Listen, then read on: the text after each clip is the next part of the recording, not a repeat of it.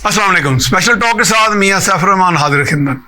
बेशुमार डिबेट्स चल रही हैं, कंट्रोवर्सीज हैं, ये बेशुमार ममालिक में होता है। हमारे यहाँ जरा ये चीज़ें ज़रूर से ज़ायद देखने में मिलती हैं, सुनने में मिलती हैं। लीगल कंट्रोवर्सीज हैं, कॉन्स्टिट्यूशनल क्राइसिस है या नहीं भी है अगर, तो वो क्रिएट किया जा रहा है। तो कोई ज़ातियात भी देखी जा रही है कि बड़े बड़े ओहदेदार जो हैं वो ज़ाती पसंद नापसंद या अपनी मनमानी या अपनी हैजेमनी या चौधराहट के चक्कर में या तो कानून और आइन की भी तशरीह अजीब किस्म की कर रहे हैं, या सियासत के अंदर भी कई किस्म की पॉलिटिकल मैकिनेशंस जो हैं, यानी हरबे इस्तेमाल किए जा रहे हैं। डी फैक्टे डी जरे की लड़ाई भी चल रही है। तो ये सारे मामला जो है हम चाह रहे हैं कि इनका बनज़र गायर जायज़ा लिया जाए, देखा जाए, परखा जाए कि वे डू वी स्टैंड, और इन कंट्रोवर्सी से हम कब निकल के कोई एक्शन मोड में आएंगे। जब तक एक्शन मोड में नहीं आएंगे तो मुल्क तरक्की कैसे करेगा। ये जो इकनॉमिक इंजन है ये या तो लीगल बैटल्स में चला गया या पटिशनिंग में चला गया है, या एक दूसरे को नीचा दिखाने में या बुरा भला कहने में, खुद को बेहतर साबित करने में, प्रोजेक्ट करने में, या सेल्फ प्रोजेक्शन में चला गया है। तो आज हमने इसीलिए स्टूडियो में मदऊ किया है इन पॉइंट्स को पे डिस्कस करने के लिए दो मोअज़्ज़ज़ मेहमानों को। जनाब मैं उनसे तारफ़ कराता हूँ। हमारे मोअज़्ज़ज़ मेहमान हैं जनाब मियाँ वहीद अहमद साहब, आप प्रेसिडेंट हैं पाकिस्तान मुस्लिम लीग काफ पंजाब, मियाँ लाहौर जनाब। मियाँ साहब हम आपको वेलकम करते हैं। और हमारे दूसरे मोअज़्ज़ज़ मेहमान हैं राना नदीम साहब, एडवोकेट सुप्रीम कोर्ट। जनाब कैसे हैं? अच्छा मियाँ साहब, ये कंट्रोवर्सीज हमारी मेरे ख्याल ज़रूर से ज़्यादा बढ़ती जा रही हैं, काम हम कम कर रहे हैं। मेरे ख्याल अफसानों की दुनिया में वापस नहीं चले गए फिर। और इसमें आपके साहब भी एक दोस्त है, वो जो बानी कहलाते हैं, वो भी दास्तां को बड़े अच्छे हैं मेरे ख्याल, उनके दोस्त जो है। बिस्मिल्लाहिर्रहमानिर्रहीम जी। मेरे साहब इस वक्त तो मेरा ख्याल है कि सबसे दुख की बात यह है कि आज हमारे बिल्कुल दरवाजे पे जंग जो है ना वो दस्तक दे रही है। सही बात, आपके बिल्कुल हमसाये में वो पहुंच चुकी है। ईरान इस वक्त बिल्कुल, और जिस तरह से कोशिश की जा रही है उनको उकसाया जा रहा है कि किसी तरह से वो थोड़ा सा जैसे किसी जमाने में सिचुएशन को ट्रिगर कर रहे हैं, वो जैसे इराक के साथ हुआ किया था। जी। और वो ट्रैप में आके जो उन्होंने किया उसके बाद उनका आपने अंजाम बहुत अनफॉर्चुनेट, बहुत इंतहाई। मेरा ख्याल है कि इस वक्त वहाँ की क़यादत तो बड़ी अक्लमंदी से वो सारा मामला लेके चल रही है। बदकिस्मती ये है कि हम बिल्कुल इस सारी चीज को ना देखना चाह रहे हैं, ना समझना चाह रहे हैं। हमारी आंखें बंद की हैं। पार्लियामेंट है, हमारी वज़रा, वज़ीर आज़म वो एक आईनी बहरान या पैदा कर रहे हैं या फंसे वो जलास के चक्कर में है। जो हमारे जुडिशरी है वो अपने अपने मामलात में चल रही है, और एक जो अदालती जंग इस वक्त शुरू हुई है, जो इस वक्त एस्टेब्लिशमेंट और जो जुडिशरी का इस वक्त मामला चल रहा है, जो पार्लियामेंट और जुडिशरी का चल रहा है। हमारे यहाँ पे इक़्तिदार इख्तियार के जो मामलात हैं वो आपने जैसे अपने इंट्रो में बताया कि जनाब यहाँ पे पसंद नापसंद के ऊपर चल रहा है, शख्सियतों के ऊपर हम कवानीन, हमारे जो भी मामला है उसको हम लेके जाना चाह रहे हैं शख्सियतों के हिसाब से। ठीक है, आप देखेंगे आज जिस बहस बहुत ज्यादा हो रही है, कल जब ये 14वीं तरमीम की गई थी, जब नवाज शरीफ साहब ने इसको करवाया था, जब तो उस वक्त इसकी क्या जरूरत थी? उस वक्त ये था कि इसको फ्लोर क्रॉसिंग को रोकने के लिए ये एक काम किया गया। आज वही जमातें जो कल तक ये काम कर रही थी, जो इस पे थी कि ये होना चाहिए, आज वो मुखालफत में है। अच्छा, इसी तरह आप आज वो कहती है फ्लोर क्रॉसिंग होने दो। इसी तरह आप देखेंगे दूसरी तरफ आप चले जाएं सो मोटो के लिए जो एक प्रैक्टिस एंड प्रोसीजर जी, उसमें कोई कमेटी एक बना दी गई। उसमें भी देखें कमेटी के लिए कल तक एक पार्टी कह रही थी कि नहीं जी सारा इख्तियार चीफ जस्टिस के पास होना चाहिए, और ये लोग कह रहे थे कि नहीं कमेटी होनी चाहिए। ठीक है, आज ये कह रहे हैं कि नहीं ये सारा इख्तियार चीफ जस्टिस के पास। वो जो कल दूसरी बात कर रहे थे वो कह रहे हैं कि नहीं जी कमेटी होनी चाहिए। यानी हम लोग कहीं पे भी किसी कानून के, किसी निजाम के लिए नहीं लड़ रहे।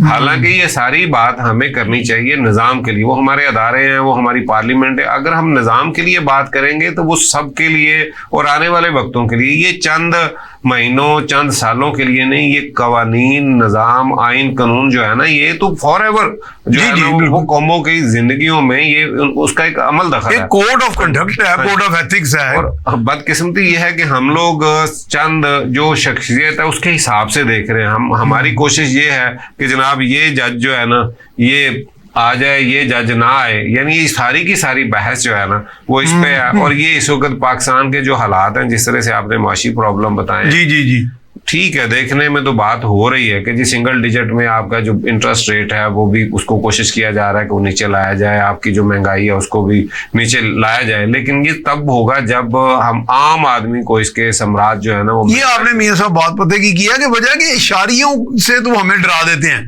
लो जी इशारिये ये हैं, स्टॉक एक्सचेंज यहाँ चला गया है, एक डिजिट में आ जाएगा। असल तो कॉमन आम आदमी जो है वो तो एक 0 डिजिट में भी आ जाएगा, वो मुतमिन ही नहीं बेचारा, जब तक उस तक ये नहीं कि वो, मैं कह रहा हूँ एक तो होता है ना शौकिया इज़हार अदम इत्मीनान, वो नहीं, वो तो बेचारा रोजमर्रा की जिंदगी गुजारने से तंग है। हालात क्या है, हालात क्या है, हम भी उनमें घूमते फिरते हैं। अभी मियां साहब यहाँ आने से पहले पासपोर्ट ऑफिस किसी के साथ गया हूँ, तो यकीन माने वहां पे तकलीफ हो रही थी मुझे देख के, और मैं ऐसे मुंह छुपा के बाहर निकल रहा था कि यार इतने लोग हैं, अब किस किस को आप, क्योंकि लाइनें लगी हुई हैं। हाँ, और हर बंदा चाह रहा है मैं बाहर चला जाऊं, हर बंदा जो है ना वहाँ पासपोर्ट, वहां पर उनकी बात भी नहीं सुनी जा रही जो उनके साथ वहां हो रहा है। और ये यकीन माने कि ये पाकिस्तान का क्या हाल है कि आज जो है ना वो लाइनें लगी हुई हैं और हर बंदा यहाँ से प्रॉपर्टी अपनी बेच के जिस तरह से भी है वो, क्यों मैं चला जाऊं मैं यहाँ से चला जाऊं, हालांकि जाके वहां पे भी कोई बहुत अच्छे हालात नहीं है दुनिया। वैसे भी मियां साहब आप तो बाहर रहे हैं बहुत,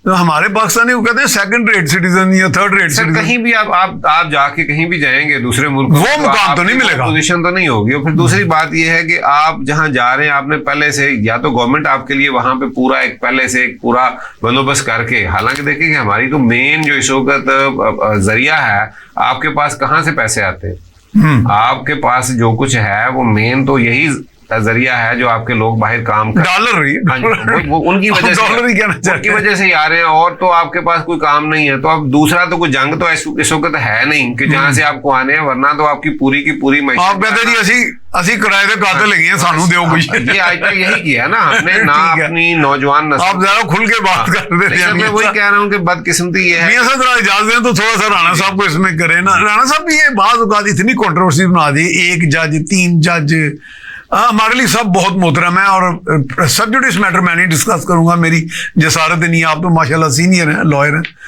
तो ये बताएं कि वैसे तो कानूनन या किसी भी लिहाज से कोई जज या कोई जर्नैल या कोई ब्यूरोक्रेट या कोई पटवारी या कोई, ये किसी का भी सगा या सुतेला तो होता नहीं, वो तो अपने एक आइन का या उस फ्रेमवर्क का ताबेदार होता है। तो हमने जैसे पंजाबी में कहते हैं ऐसी क्यों मल लेने हुए हैं, मेरा जज है तेरा जज है, ये मेरा ख्याल है कि हम ज्यादती कर रहे हैं जुडिशरी के, ये हम ज्यादती इज्तिमाई तौर पे। जी जी, चूंकि हमने मुफादात, आप अपनी ज्यादा ना राय दें जी जी, हमने एक मुफादात की जंग छेड़ दी है, ठीक है, और जहां पर हमें मुफादात मिलते हैं जिस शोबे से, जिस इदारे से, जिस शख्सियत से, वो हमारा हो जाता है। जब वो हमारा हो जाता है तो हम, ये कितनी नापुख्ता सी सोच है वैसे, ये ऐसे मुफादात मनफी है।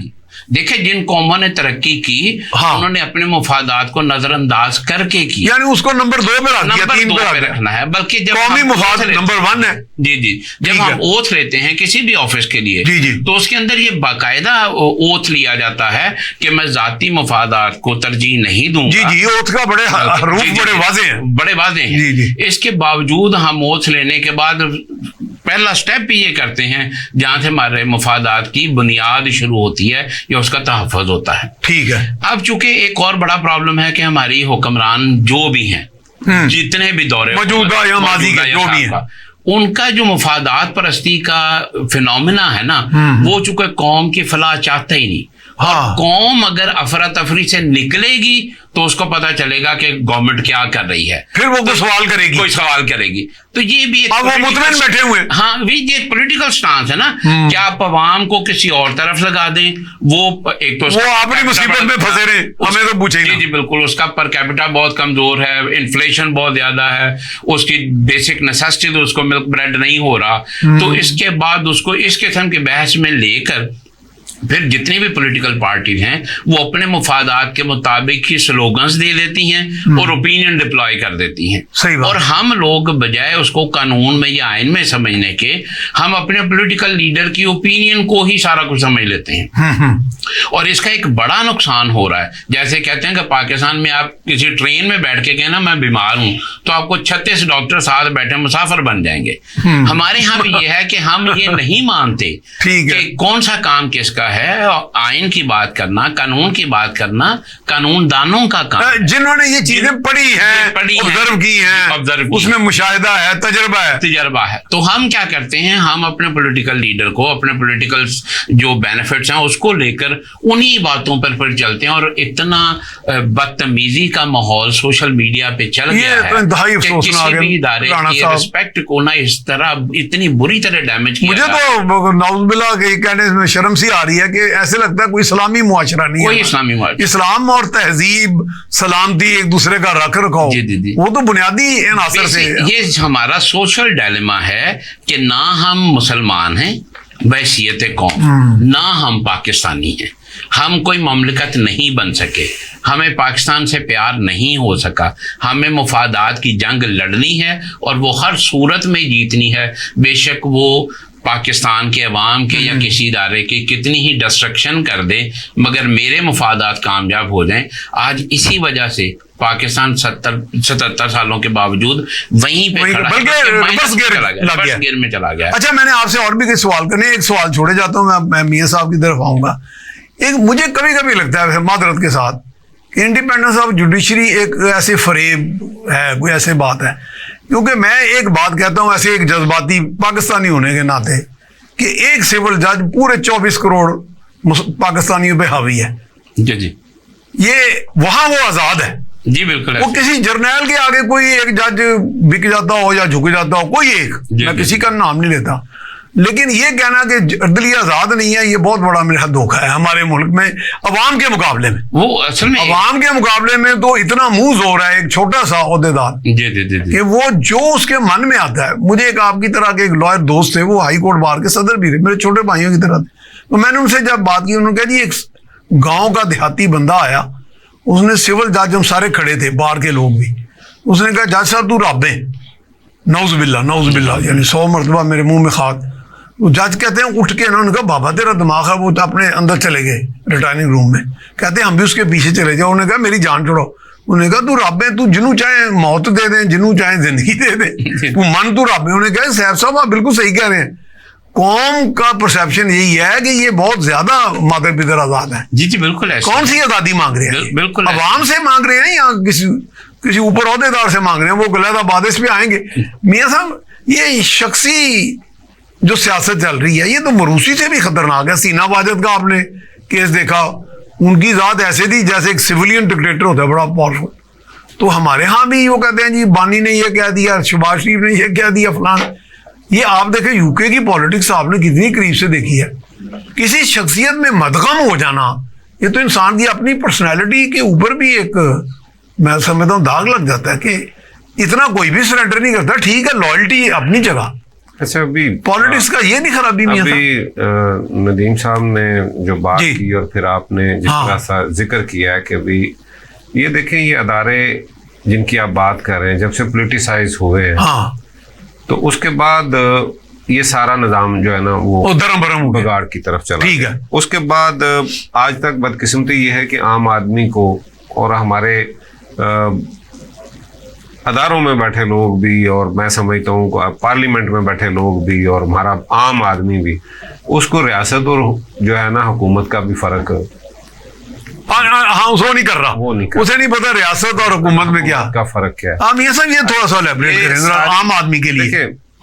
आप आज करना चाह रहे हैं, एहतजाज करें, आप हुकूमत की पॉलिसीज पे तनकीद करें, उनके खिलाफ जो गलत काम कर रहे हैं, आप उनका काम यही है ना कि बल्कि बड़ा रोल जो मैं मियां साहब मेरा ख्याल है जो ट्रेजरी पेंशन है उनको भी कर लेना चाहिए। अगर एक चीज गलत है इसमें क्या ममानत है? बिल्कुल, हुकूमत से बड़ा रोल जो है ना मेरे ख्याल में अपोजिशन का होता है दुनिया के अंदर। अगर मुल्क जिनका जिक्र जैसे नदीम साहब, ये बेहतरीन बात की आपने, वो जो है ना वो वो अपना रोल अदा करते हैं तो वहां पे बेहतरी आती है। बेहतरी आती है। मसला यह है कि यहाँ पे वो पोजीशन नहीं है। यहाँ पे हमने हर हाल में एक जो आपने शख्सियत का जिक्र किया, हमने उसको डिफेंड करना है, चाहे वो गलत कहे चाहे वो सही कहे। वो चाहे ये कह दे कि जनाब एक गोली के मुकाबले में 10 गोलियां चलाऊंगा, वो चाहे ये हमने उसको भी जस्टिफाई करना है। वो चाहे वो कहे कि जनाब मैं खुद से जो है ना वो दूसरे मुल्क से बात करूंगा, चाहे उसका वो इख्तियार है या नहीं है। यानी हम लोग बिल्कुल इस हद तक चले गए हैं कि जो एक बंदा, मैंने पहले भी आपसे 1-2 मरतबा मेरी ये बात हुई है कि बदकिस्मती ये है कि हमारे इस पूरे निज़ाम, पार्लिमानी निज़ाम है यहाँ, लेकिन कहीं पे भी जमहूरी वो रवैये नहीं है, जमहूरियत है ही नहीं, पार्टियों के अंदर मौजूद नहीं है। जब हमारे यहाँ लोग ताहयात वहां पे वो बन जाते हैं, उसके चेयरमैन बन जाते हैं, उसके मुर्शिद टाइप बन जाते हैं, सब कुछ पीरी फकीरी बन गई है हमारे। वहां पे पार्टियों के अंदर कोई तंजीमी ऐसा कोई ढांचा उनका है ही नहीं। वो एक शख्स है, वो शख्सियतों के गिर्द, वो उसका अंजाम फिर आपने बांग्लादेश में देख लिया, उसका अंजाम आपने इंडिया में भी 1-2 मरतबा पहले देखा है। दुनिया के अंदर जहां जहां भी है, फिर उनके आपने अंजाम भी देखे। फिर इसी तरह मिडिल ईस्ट में भी आपने देखा है कि खास एक शख्सियत के गिर्द ही सारा वो घूम रहा होता है। फिर एक दिन ऐसा आता है कि उसको भी गलियों में घसीटा जाता है। और ये पाकिस्तान के अंदर बदकिस्मती ये है कि आज चेंज तो बहुत आ रही लोगों के अंदर इस वक्त। ये बात जैसे हम आज कर रहे हैं, लोग कर रहे हैं, देखें हम भी एक पार्टी से एक ताल्लुक है, लेकिन ये बात कर रहे हैं कि नहीं, शख्सियतें नहीं, ये बात एक तंजीम होनी चाहिए, जो बेहतर है वो आगे आए। यहाँ पे तो बदकिस्मती ये है कि अगर किसी वो वालदैन की वजह से जिसको बहुत पीछे क्यू में लगना था वो सबसे आगे खड़ा होता है, और उसके पीछे इतने बड़े लोग जो है ना हाथ बांध के खड़े हैं, और वो कहते हैं जो ये कहते हैं। और बदकिस्मती ये है कि यहाँ पे तो लोग जो है ना वो 70-70 साल का वो एक्सपीरियंस जो बंदा है, जिसने सियासत में 30-40 साल दिए हैं और बड़ा अच्छा इसमें सर्व किया है, वो भी 18-20 साल के बच्चे के पीछे खड़े होकर कहते हैं जी हम इससे सीख रहे हैं। यानी ये हमारे उनको राजी करने के लिए, खुश करने के लिए। ये बदकिस्मती ये है कि हमने अपनी पार्टियों के अंदर यहाँ पे जमहूरियत वाला कोई काम नहीं किया, जिसकी वजह से आज हम यहाँ पे हैं और शख्सियतों का वो जो राज है। और आज भी देखें पार्टियों के अंदर लोग ढूंढ रहे होते हैं कि जनाब अगर कोई बंदा ऐसा है तो इसके पीछे नहीं तो उसके किसी रिश्तेदार को कम से कम। ये यानी वो चापलूसी की इंतहा इस हद तक है, इस इंतहा हद तक है। सही बात। और यही काम अदारों के अंदर हो रहा है, जिसकी वजह से ये सारा आपने कहा कि वो जैसे आपने जाय साहब की बात की, आप देखेंगे वहां पे भी आप उनके देखें लाखों की तादाद में केसेस हैं जो पेंडिंग पड़े हैं, लाखों की। वो तो अभी राणा साहब से बातें हैं ना इस बात में, शोभा है मैं उसमें ठीक है, उसी को साजे मैं जो है ना उसमें जो है ना शामिल हो। लेकिन जो हमें पढ़ने में मिल रहा है वो लाखों की निचली सतह पे, जहाँ पे अदालतें, जहाँ पे जजेस की ज्यादा जरूरत है, जहाँ पे इसकी तादाद को बढ़ना चाहिए, वहां पे तो ये हो नहीं रहा। जहाँ पे 2% है वहां पे जोर है, वहां पे जोर है। अच्छा राणा साहब, कानून दान का इस्तेहकाक है कि वो अपनी टैलेंट की बुनियाद पे जज भी बन जाए। ये कोई जाहिर है एक लोहारदर खान ने तो जज फिर भी नहीं बनना ना, जिसका ये काम है। लेकिन आम एक शिकायत यह है कि चैम्बर्स के अंदर सिफारशी कल्चर बड़ा चला है। जब मतलब अगर मैं किसी तरह जज बन गया, मोहतरम मेरे लिए बहुत सारे वो काबिल एहतराम है, मेरे अजीज भी हैं कई, कि मैं जज बन गया, फिर मेरा बनेवा बन गया, मेरा चैम्बर का जूनियर बन गया, मेरे कई बहुत जानने वाले भी हैं उनमें। और इसमें फिर तासुर उमूमी ये उभरता है कि ये सारा नेपोटिज्म है कोई, ये चीज जरा, इसलिए फिर कभी लोग ज्यादा जज्बाती हो कहते हैं कि जी कार्डर बनाया जाए, वकला हजरात जज बने ही ना। ये थोड़ी कंट्रोवर्सी हमें एक्सप्लेन करें, एक्चुअल वजह ये क्योंकि है इसमें बहुत ज्यादा कंफ्यूजन है। कॉन्स्टिट्यूशन में बाकायदा एक मेरिट लिखा हुआ है कि कौन सा वकील जज बन सकता है। हाँ, ये बात देखें ना, बड़ी आपने बात मेरिट, जब आप उस मेरिट को बिट्रे करेंगे, और यकीनन जब मेरिट बिट्रे होगा तो फिर ये सूरत हाल नेपोटिज्म होगा। ठीक है, जब नेपोटिज्म आता है तो फिर पसंद नापसंद और बनने से पहले कुछ शर्त और कुछ वादे हो जाते हैं। वो शराइत और वादे पूरे करने के चक्कर में अगले मेरिट की ऐसी तैसी कर दी जाती है, जिस वजह मैं माफी चाहता हूँ, मैं एक नाम नहीं लूंगा, एक चीफ जस्टिस थे, मैं नाम नहीं लूंगा, मुझे ऐसे खाम खा परेशानी। मेरे एक जानने वाले थे, बहुत सीनियर लॉयर थे, 50 साल थे, वो पढ़ा भी रहे थे, प्रोफेसर थे, चीफ जस्टिस साहिबान भी उनको ताजीम से जब वो अंदर एंटर होते थे अदालत में, हाई कोर्ट्स में, ये वो। तो एक दिन वो मुझे कहने लगे, यार तुम्हारी शहबाज शरीफ से पुराना क्लास फेलोशिप है, दोस्ती है, तो तुम भी उससे मिलो। वो फलां बंदा उन्होंने नाम लिया, उनका कोई वो भी वकील ब्रदर था, वो तो जज बनने वाला है, तुम्हें भी कुछ बना देगा शहबाज शरीफ। मैं क्या यार, वो मुझे शौक नहीं है, वो ढोल बज रहा हो तो आगे मैं डांस कर रहा हूँ। जी जी जी जी ऐसे ऐसे तो वो चीफ जस्टिस बन गए थे। जी जी बिल्कुल ऐसे आप समझ गए होंगे। जी चले, नाम नहीं हमने लेना किसी तौर पे। हाँ। यही वजह है कि अदालतों के अंदर इंसाफ का भी कत्ल हो रहा है हाँ। और मेरिट का भी कत्ल हो रहा है, और उस वजह से देखें एक नाइंसाफ फैसला मुआशरे में इतना बड़ा बिगाड़ पैदा कर देता है, सही बात, कि आप उसका तयन ही नहीं कर सकते, और उसके बड़े फार रीचिंग कॉन्सिक्वेंसेस वो खत्म ही नहीं होते। वो एक तरह से एक प्रेसिडेंट, एक सिलसिला चल पड़ता है बुराई का। जैसे एक कहावत है ना कि किसी फार्मर की फसल में से एक आदमी पांव रख के गुजर गया, ठीक तो है, उसने रोना शुरू कर दिया। अच्छा, आप यहीं से हम जारी रखेंगे। अब जा रहे हैं ब्रेक पे जी, हम जा रहे हैं ब्रेक पर, ब्रेक के बाद यहीं से सिलसिला जारी रखेंगे जी। ब्रेक के बाद हम आपको खुशामदीद कहते हैं। हमारे साथ मौजूद हैं जनाब मियां वहीद अहमद साहब और राना नदीम साबर साहब। राना साहब, वो जो आप बात कर रहे थे कि वो इस तरह का जो सफारशी कल्चर या नेपोटिज्म, करवा परवरी आई, उसने बहुत ज्यादा डैमेज किया जुडिशियल सिस्टम को, किया उसने, इंसाफ का भी कत्ल किया, ठीक है, उसने मुआशरे के अंदर बहुत बड़ा बिगाड़ पैदा किया। और मेरिट हमेशा, मेरिट तो बनता ही इसलिए है कि कौम तरक्की करे, किसी भी इंस्टीट्यूशन में हो।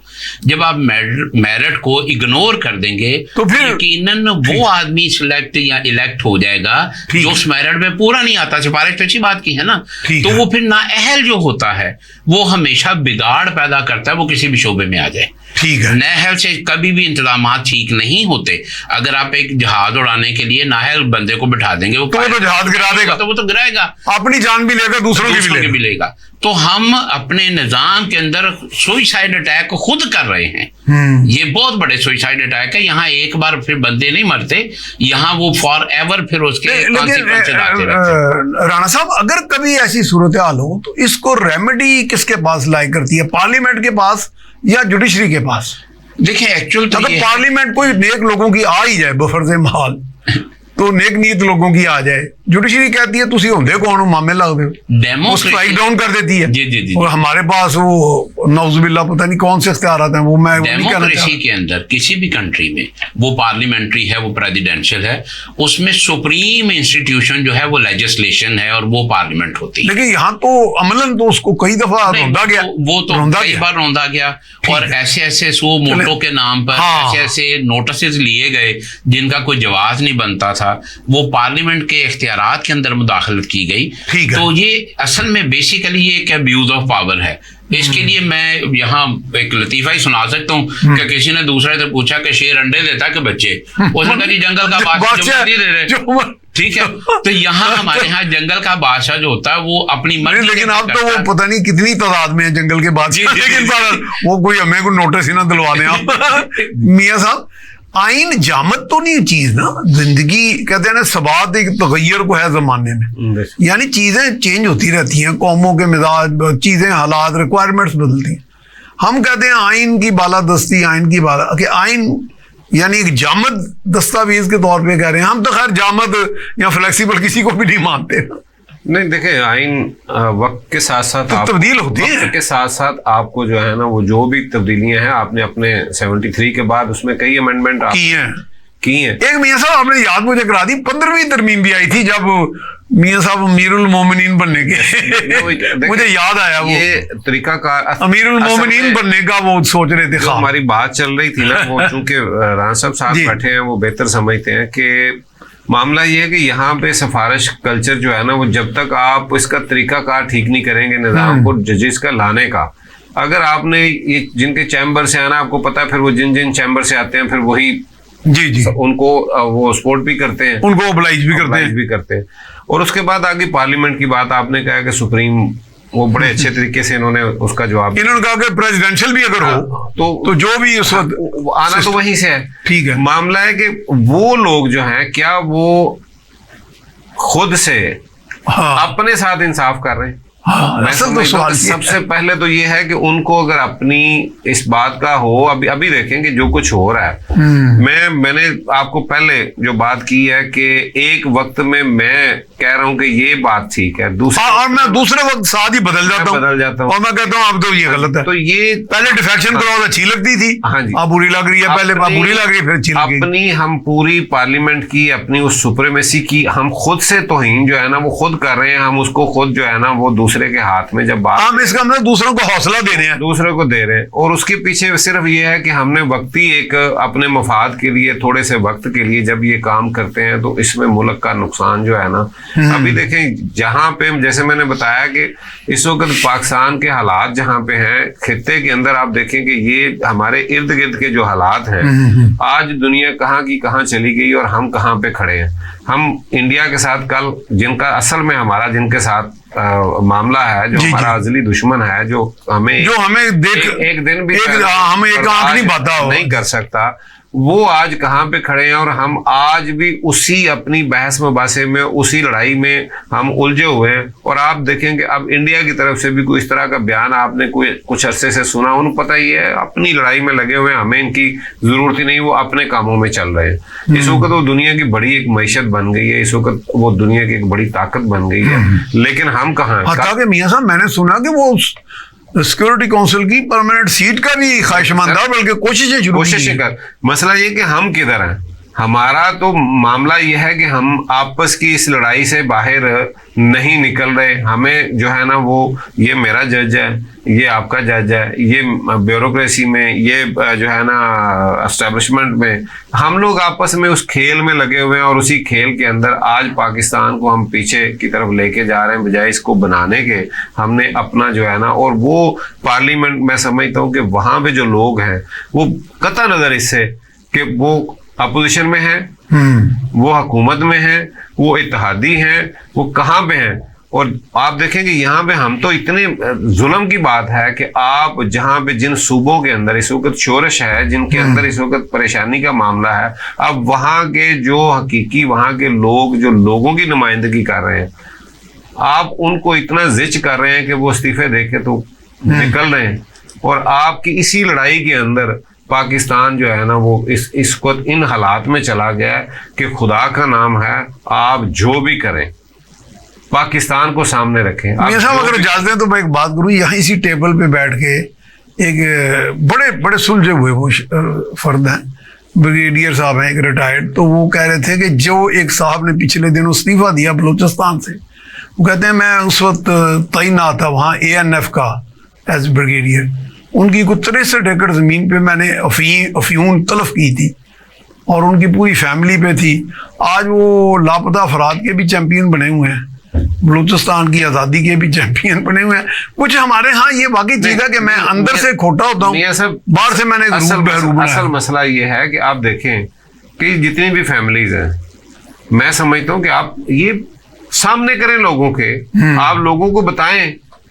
नहीं, वो कहते हैं कि हमने बकायदा पर्चे किए, सब कुछ हुआ, फिर एक ऊपर से हुक्म आया कि छोड़ दिया जाए। ये देखें ना, अब भी असल बात वो दरमियान में रह गई, आपने बात सही कही है। इबरत का निशान बना दे तो वो आम आदमी को पता चले। सही है। देखें कि यहाँ पे बड़े बड़े लेक्चर आके जो देते हैं, जो बात कर, आप कानून की पूरी कार्रवाई करें, अमलदारी करें, असेंबली के अंदर खड़े होके मुख्तलिफ फोरम्स पे जो बात करते हैं, इतने बड़े लेक्चर देते हैं, बात करते हैं। अगर उनका अच्छा बदकिस्मती है कि आपके तो जो मजहबी आप इस वक्त फोरम जो चल रहे हैं, उनको जो चला रहे हैं, उनके जो हेड हैं, उनका किरदार लोगों से क्या ढका छुपा है। मसला यह है कि इनका भी अगर आपने ये करना है तो ओपन करें, बिल्कुल बिला तफरीक जो है ना। और ये बात आपकी सही है कि हर काम फिर खुल के सामने करें, और इसमें छुपाते क्यों? मियां साहब, मैं हमेशा ये बात करता हूँ, हमें को पूछता है ना इसका हल बताएं, इस वक्त जो मेस ये इस वक्त क्रिएट हुआ है, जो हर तरफ से कुछ समझ नहीं आ रही, तो मैं कहता हूँ इसका एक हल जो है ना सबसे जो जरूरी है, जो फौरी है, वो डंडा है। आप देखेंगे उसके अलावा नहीं हो, बाकी जो तरबियत है उसमें तो टाइम लगेगा। आपने अगर तरबियत करनी है, आपने अगर उसको कानून की अमलदारी के लिए आपने बड़ा सॉफ्ट को मामला लेके चलना है, तो उस पर तो एक वो आप देखेंगे जिन मुल्कों की यहाँ पे मिसालें दी जाती हैं उनको तो सदियां लगी हैं। उन पे तो एक बड़ी लंबी तारीख है।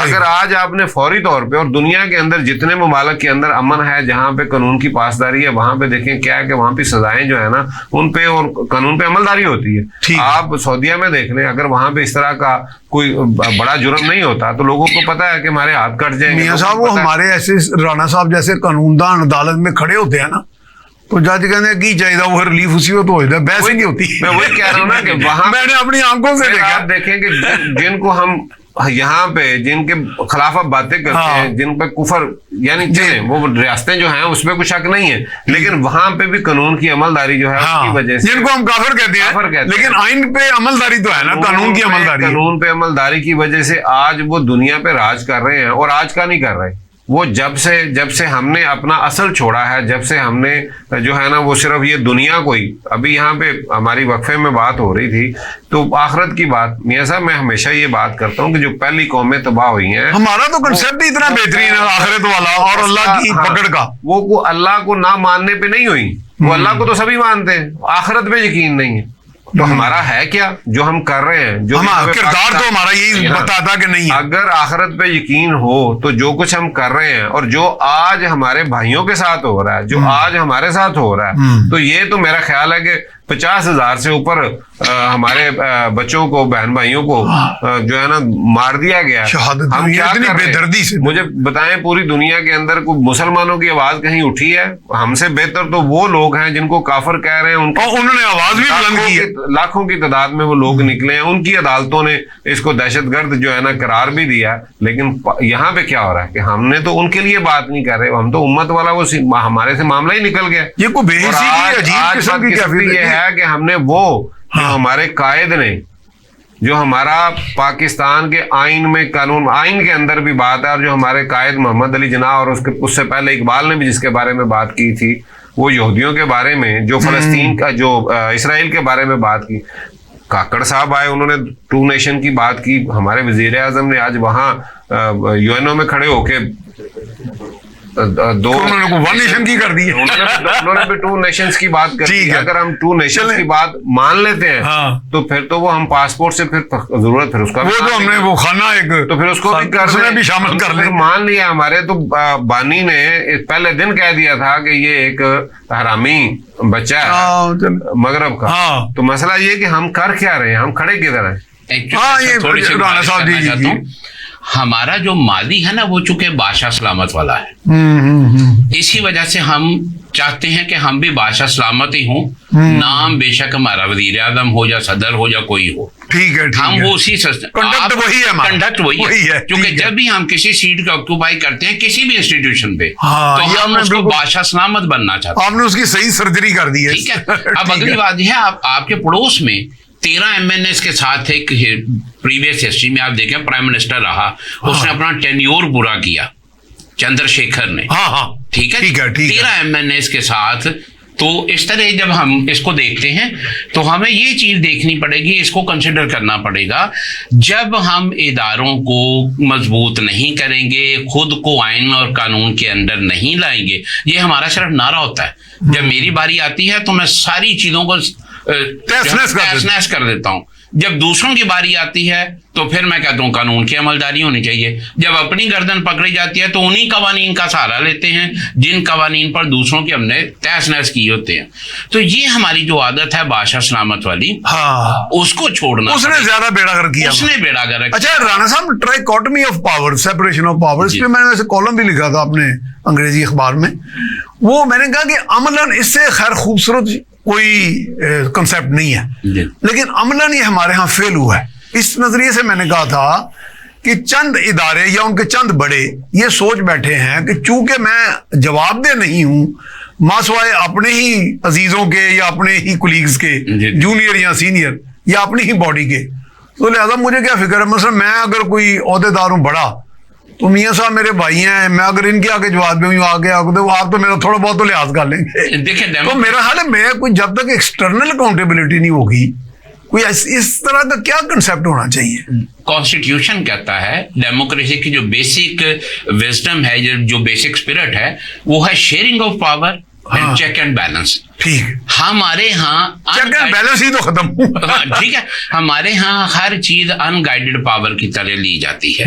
हम चाहते हैं कि मेरे पास वो जो आपने power- बादशाह का concept जी, जी, जी। बताया। वो उसी कॉन्सेप्ट पे, हाँ। उसकी एक वजह ये है, पाकिस्तान 1947 में बना, मगर हमारे पास पहला आइन तो 58 में आया। हाँ 47 से 58 तक हम कॉन्स्टिट्यूशन लेस रहे। ठीक है, उस वजह से हमारे अंदर वो बादशाह सलामत वाली जो जेनेटिक वैल्यू आ रही थी वो चलती है। वो चलती रही। जब 58 में आयन बना, फिर वो एब्रोगेट हो गया, हाँ, फिर 62 बना, ठीक ये है, फिर 73 बना, और 73 भी कितने दिन चला, 2 साल के बाद वो एब्रोगेट हो गया। हाँ। 11 साल उसकी एब्रोगेशन रही। तो हमारी ना तो डेमोक्रेटिक तरबियत हुई, ना कॉन्स्टिट्यूशनली हमें कुछ परवान चढ़ाया गया या कुछ सिखाया गया। इस वजह से हमारी आदत वो बिगड़ी नस्लों वाली है। हमारे अंदर वो चीजें इतनी कूट के आ गई हैं कि हम उसको छोड़ना ही नहीं चाहते, और जहां छोड़ने की बात आती है वहां कॉन्स्पिरेसीज होती हैं। वो बेशक पाकिस्तान के खिलाफ जा रही हो, वो कितना भी नुकसान दे रही हो, हम चाहते हैं कि जो हाथ में मेरे डंडा आ गया है वो बड़े से बड़ा होता जाए, उसके अंदर से कोई कमी ना आए। सही। इस बिहेवियर ने पाकिस्तान को आज तक तरक्की नहीं करने दी। अच्छा राणा साहब, बाज़ औक़ात हम कई वज़रा आज़म के साथ, मैं चूँकि एज ए सीनियर जर्नलिस्ट जाता रहा कई जगह पे, कोई वाक़या हुआ है, कोई अकरंस हुई है, कोई रेप का वाक़या हुआ, कोई बहुत बड़ा कोई इंसिडेंट हुआ, तो वज़रा आज़म के आके वहाँ बयान दे देते थे क्या फिर किरदार तक पहुँचाएंगे। एक दिन एक वज़ीर आज़म थे, मैंने उनको कहा कि जनाब मैंने आपसे एक बात पूछनी है, क्या फिर आपके पास तो 14 दिन के लिए मुल्ज़म आता है, जी, जी। क्या फिर किरदार वो तो पहुँचाना है अदालतों ने, वो पहुँचाना चाहती नहीं है, आप ऐसे बयान दे देते हैं, तो इनका उनके पास जवाब ही नहीं था। देखिए असल में यूं है, बात तो वही है, क्या फिर हमारे- किरदार तो वो कैसे पहुँचा सकता है एक वज़ीर आज़म, 14 दिन का उनके पास इख्तियार होता है सारा। हमारा लिटरेसी मैं मियां साहब की तरफ आऊं। हमारा लिटरेसी रेशो इतना कम है कि हम जो मेंबर ऑफ सेनेट है ना जी या एमएनए है, उससे भी हम गली बनवाने के और सड़कें बनवाने का तकाजा कर रहे होते हैं, जबकि वो ठीक तो है। पॉलिसी मेकर है। चले, ठीक है, तो जब वो पॉलिसी मेकर है और हमें ये पता ही नहीं कि उसका रोल क्या है, और ना उसने वो रोल प्ले किया है, वो भी अवाम की सड़कें बनवाने के चक्कर में पड़ा हुआ है, तो फिर ना पॉलिसी बनेगी ना कानून बनेगा, ना उसको पता होगा कि मैं कैफिर किरदार तक नहीं पहुंचा सकता। आप ये सब कुछ कह रहे थे इसमें। नहीं, मैं वो आपकी वो क्योंकि आप तो खुद इनके साथ घूमते रहते हैं ना। कैफरे किरदार तक की बात है, पहले नंबर पे तो उनका काम ही नहीं है भाई। आप हाँ। ये तो एक एसएचओ का काम है, एग्जैक्टली, डीएसपी का काम है, एक एसी का काम है, आपका काम ही नहीं है। आप इस आप बात- हु आर यू टू, बिल्कुल हाँ। आप तो एक सिस्टम का, आपकी मैंडेट और है, आप यानी आप आपका इतने वर्किंग फारग हैं, हाँ। आप इतने फारग हैं, आपके आप पूरा मुल्क में आपको उसके काम जो इतने बड़े बड़े काम है वो सारे छोड़ के आप वहां छोड़ पहुंच, के आप वहां पहुंच गए हैं, वो छोटा सा काम। मगर ये तो आपका फेलियर है। हाँ जी, कि बिल्कुल। आप निजाम को चला ही नहीं पा रहे। अच्छा, दूसरी बात आपने बड़ी अच्छी कही कि जनाब आज भी सेनेट का मेंबर है या कोई हाँ। भी है, तो वो उससे हम गली मोरी की बात कर रहे होते हैं, और वो भी उसी चक्कर में है भाई। वो असल में वो बंदा वहां पे कानून साजी के लिए तो आया ही नहीं, कानून साजी के लिए तो वो फिट भी नहीं, उसको पता भी नहीं है। जी, वो तो वही जो उसको तोते की तरह आजकल भी 1-2 सेनेटर हैं आते हैं, बड़ी तकलीफ होती है, नाम भी लूं और बड़ी शर्म आएगी मुझे कि मैं क्या बात है कि इतनी बड़ी पार्टियों के लोग हैं आके बैठ के ऐसी बेवकूफों वाली बातें करते हैं, और वो सेनेट जिसको हम नहीं, ये तो उनकी मेहरबानी है कि बोल पड़ते हैं, वैसे ज्यादातर तो बोलते नहीं है। आप तो उनका कह रहे हैं ना जो बोलते हैं। कम अज कम उस हाउस का कम एक जो है ना, वो एक उसका म्यार जो है, म्यार है, वो तो रहने दें खुदा का। मियां साहब, मैं कई मरतबा गया हूँ बजट सेशन पे, मैं इनवाइटेड होता हूँ, मैंने कई मिनिस्टरों को पूछा इतना इतना बड़ा पलंदा बजट का, कभी आपने इसका एक सफा पढ़ा है? वो कहते हैं छोड़ो जी, तुसी किस किस्म के सवाल आइन कर नहीं पढ़ा आज तक, आइन अपना पाकिस्तान आइन का तो खैर छोड़ देना, वो तो आइन बहुत नहीं बड़ी पढ़ा चीज है। उन्होंने। अच्छा, उसके बाद ये बात मुझे बताएं कि वो आके जो बातें करते हैं, उन्होंने सिर्फ एक बात करनी है कि जनाब अगर तो वो नून लीग का है तो उसने मियां साहब की तारीफें करनी है, और वो उतना वो जो हाँ। वो उन्हें चाहिए। अगर वो पीटीआई से है तो उसने बानी की तारीफ करनी है। यानी हमने सिर्फ एक तय कर लिया है कि हमने अपनी पार्टी को डिफेंड करना है, और अपना अपना जो पोजीशन है वो मुस्तकम रखनी है। मुल्क को कहीं पे भी हमने डिस्कस नहीं करना, मुल्क कहाँ जा रहा है, हमने इसके लिए पॉलिसीज। मैंने तो बताया कि इस वक्त की जो लड़ाई है ये इतनी सूट करती है हमारे दुश्मनों को, उनको आज ये सही है। कुछ कहने की जरूरत ही नहीं है। सही है। और आपके इर्द गिर्द देखें कि आज आप कितने मजबूर हैं कि कल तक जिनको आप पाल रहे थे और आज भी उन्हें पाल रहे हैं, आप उन पे भी कंट्रोल नहीं कर पा रहे। सही बात। आप उन पे बिल्कुल जो है ना, और चूंकि आपकी तवज्जो सारी आपस की लड़ाई के अंदर है, मईशत आपके हाथ से जो है ना, वो आप इशारिये जो आप बता रहे हैं, तो ये सच फिगर जितने भी आज तक हुकूमतें आई हैं, मुझे किसी एक का बता दे, उसने कहा जी हम सबने इशारिये पेश किए, उसने कहा जी खसारे में जा रहे हैं, सब ने कहा जी हम बेहतरी की तरफ जा रहे हैं, हमारे इशारिये देखें। अच्छा, हमारे इशारिये देखें। ये सही है। आम आदमी जो है ना वो रोल रहा है। पाकिस्तान का इस वक्त कोई आप देखेंगे, मैं तो यकीन माने कि अभी जो हमारे बाहर लोग गए हैं वहां पे देखें कि मेरा ख्याल है कि जो भी इन्हें मिलता होगा वो डरता ही होगा कि पता नहीं कुछ मांग ही ना लें। यानी इस तरह की बात है कि आप वहां पे भी यही, वो तो प्राइम मिनिस्टर से ले नीचे तक सारे मांग रहे हो, आप बात भी यही कर रहे हैं वहां पे, बजाय इसके कि आप अपने मुल्क के अंदर कोई जो है ना वो सरमायाकारी के लिए उन्हें कोई बेहतर प्रोग्राम दें, उसके लिए आप उन लोगों को भेजें। आपका वजीर खारजा यहाँ पे बैठा है, सही है, वजीर खारजा पाकिस्तान के अंदर बैठा है सिर्फ इसलिए कि आईनी तरमीम करवानी है वहां पे।